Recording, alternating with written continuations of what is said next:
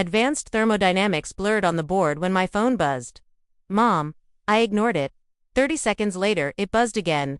Then, again. By the fourth vibration, Professor Mitchell stopped mid-equation and looked straight at me. I mouthed sorry, grabbed my phone, and slipped into the hallway. Catherine. My mother's voice carried that familiar edge, the one that meant she'd already made a decision and expected obedience. I've withdrawn you from school. You need to come home. Immediately, the fluorescent lights hummed. Students streamed past with heavy backpacks. Someone laughed about an exam. Ordinary campus noise that suddenly felt unreal, like it belonged to someone else's life.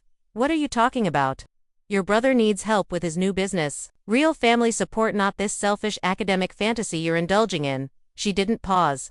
I've already submitted the withdrawal paperwork to the registrar. You're finished there. My fingers curled around the phone. You can't withdraw me. I'm 23. I'm listed as your emergency contact. They were very understanding when I explained you were experiencing a mental health crisis and needed to return home for treatment. There was a note of satisfaction in her voice. Your father agrees, this is for the best. Brandon's company needs someone reliable to handle bookkeeping. And frankly, you owe this family after everything we've invested in you. I closed my eyes, counted to 3, opened them again. I'll call you back. Catherine, don't you? I ended the call and turned toward the administration building. The autumn air cut through my sweater, sharp and clean. My breath fogged in front of me. To my left, the Shaw Engineering building rose in glass and steel, 5 stories, completed 18 months ago. My grandmother's legacy. My responsibility. The registrar's office smelled like old paper and industrial carpet. A student worker looked up, her expression already tired. I need to speak with someone about withdrawal forms, I said. Someone may have submitted them fraudulently in my name. Her fingers moved across the keyboard, then she froze. Slowly, she reached for the phone. Double quotes, Mrs. Henderson. There's a situation. Catherine Shaw is here. 2 minutes later, I was seated in a private office. Mrs. Henderson, the registrar, silver hair pinned neatly back, reading glasses hanging from a chain, folded her hands on the desk and studied me carefully. Miss Shaw, Mrs. Henderson said, your mother called about an hour ago. She claimed you were suffering from severe depression and required immediate withdrawal for psychiatric treatment. She submitted the forms through the online portal. She had your login credentials. She does not, I said evenly. And she cannot. I'm over 18. She has no legal authority to access my academic records or make decisions about my enrollment. Mrs. Henderson nodded, slow and thoughtful. That was my understanding as well. She was persistent. She claimed to hold medical power of attorney. She doesn't. I kept my voice flat, controlled. I want those forms destroyed, and I'd like to speak with whoever approved accepting them. Of course. She made a notation on her pad, then hesitated. I should let you know your mother is currently on hold with the dean's office. She called them directly when I told her I needed to verify the information. That was when I heard it through the wall. Muffled, but unmistakable. My mother's voice, climbing in pitch sharp, practiced, demanding.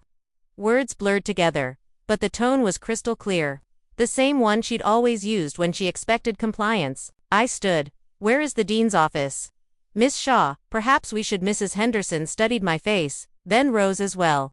Please, follow me. We moved down the corridor. The dean's suite sat behind double doors, thicker carpet, warmer light, framed photos of distinguished alumni lined the walls. The receptionist's desk was empty. The inner office door stood open. I don't care what your privacy policies say, my mother snapped. I'm her mother.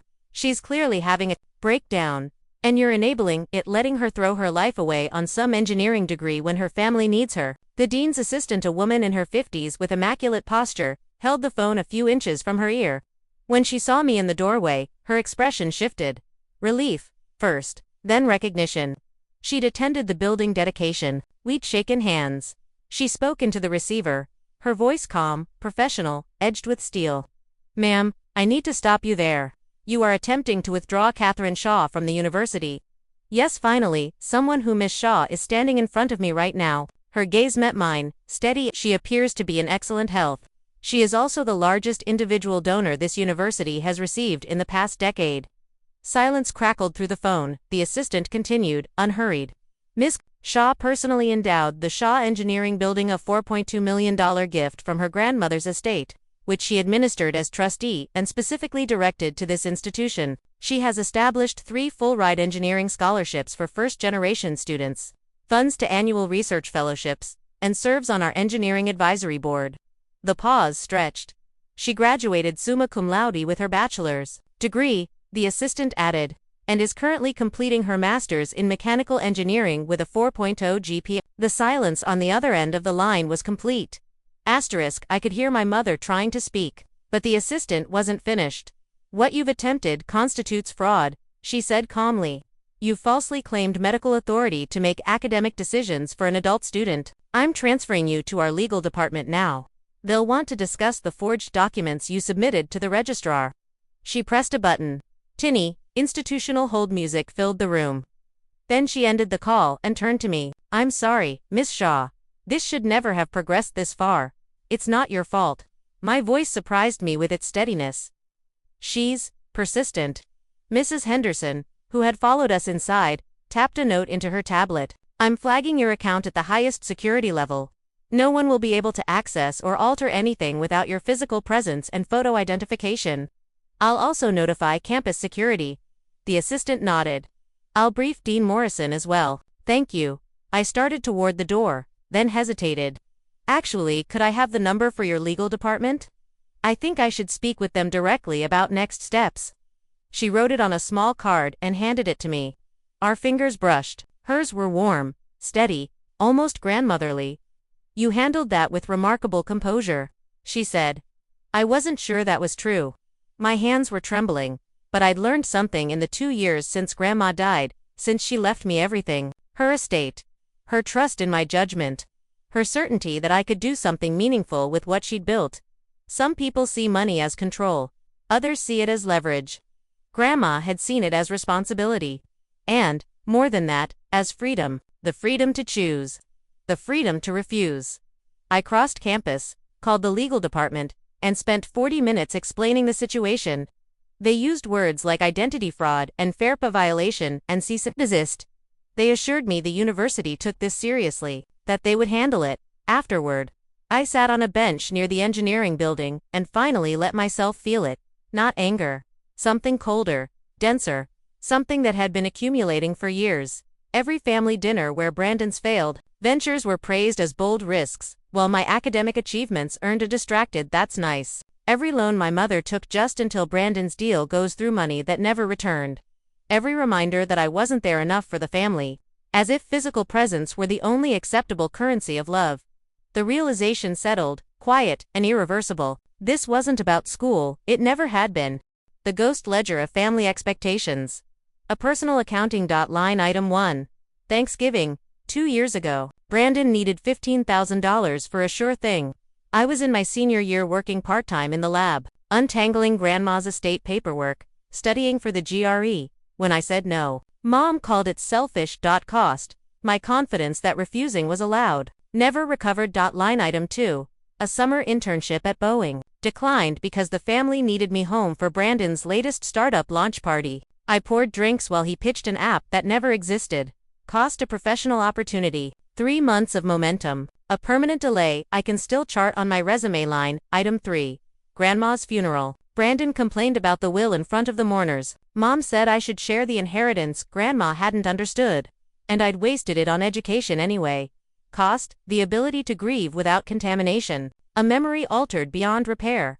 Line item 4. Every phone call that began with your brother needs and ended with my time, my money, my emotional labor extracted like taxes. Cost. The years I spent believing that competence created obligation. The years I confused love with depletion. The gambler's fallacy applies to families, too. I kept believing that if I just proved myself, graduated with honors, earned my place in the master's program, managed Grandma's trust responsibly, they'd stop treating me like a resource to be mined. But they didn't want me to succeed. They wanted me to be useful, and those are not the same thing. My phone buzzed. Dad, I let it ring. Then Brandon. Then Mom again, calling from a different number. I turned the phone off and stayed where I was as the afternoon light shifted golden, slanting through the trees. Students passed by, stressed about midterms, excited about weekend plans, living their complicated ordinary lives. I thought of Grandma, an engineer in the 1960s, when women in the field were rare enough to make headlines. How she'd worked and saved and invested, building something real. How she'd sat me down when I was 17 and said, "Katie, I'm leaving this to you because I know you won't waste it. And I know you won't let anyone make you feel guilty for having it." She'd known. Of course she had. I turned my phone back on. 37 missed calls, 16 voicemails, 43 texts. I deleted them all without reading a word. Then I opened my contacts, scrolled to Mom's number, and pressed block. The ledger finally balanced. Then I closed the book, Brandon's book, and I picked up the phone.